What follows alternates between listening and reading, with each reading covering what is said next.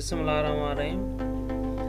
अस्सलाम वालेकुम दोस्तों, ये जो है सो सोलर सिस्टम असां हिते कासमाबाद में लगायो आहे, कलोड़ा हाउस में।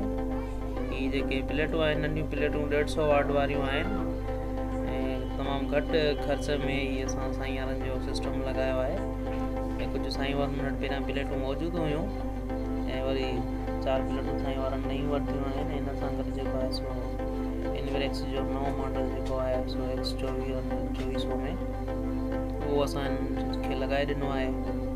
ऐं दोस्त असांखे हीअ ॿुधाइनि त असांजो सिस्टम कीअं आहे, इंस्टॉलेशन जे बारे में या सिस्टम जे बारे में, ऐं असां हिनखे वधीक बहितर कीअं कयूं। दोस्त महिरबानी करे हुन ते कमेंट बि कनि ऐं असांजे लाइ ॿुधाइनि बि त असांजो कमु कीअं आहे। हिते कासमाबाद कलोड़ा हाउस में असां लॻायो आहे। पहिरां बि असां काफ़ी सिस्टम लॻाया आहिनि हिते कासमाबाद में, हैदराबाद खां ॿाहिरि बि लॻाया आहिनि।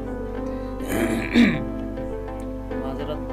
ऐं हीअ जेको इनवेक्स जो नओं मॉडल आयो आहे, पहिरियां इनवेक्स जा काफ़ी महांगा हुया, हाणे इनवेक्स थोरी तब्दीली कई आहे पंहिंजे सिस्टम में ऐं तमामु सुठो लॻो। छो जो इनवेक्स जी जेका सर्विस सेंटर वारनि जी जेका हिते हैदराबाद में आहे, सर्विस तमामु बहितरीनु सर्विस आहे ॿियनि कंपनियुनि खां। छो जो असांखे तक़रीबन हर कंपनी जा सिस्टम लॻाइणा हूंदा आहिनि। हिन में क्राउन थी वियो, मैक्स पावर थी वियो, या फ्रोन्स जा काफ़ी ॿिया मॉडल बि आहिनि, उहे हणंदा आहियूं। पर हुन में जेका सर्विस मिले थी असांखे माशाअल्लाह तमामु बहितरीनु रिज़ल्ट मिले थी।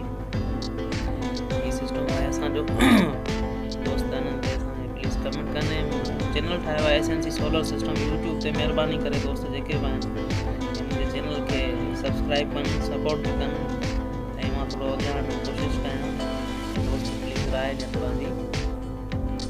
ऐं दोस्तनि जो तमामु थोराइतो आहियां जेके मुंहिंजो चैनल ॾिसंदा, हीअ वीडियो वग़ैरह ॾिसंदा आहिनि, लाइक कंदा आहिनि, सपोर्ट कंदा आहिनि, ॾाढो सुठो लॻंदो आहे। ऐं दोस्तनि जी वॾी महिरबानी।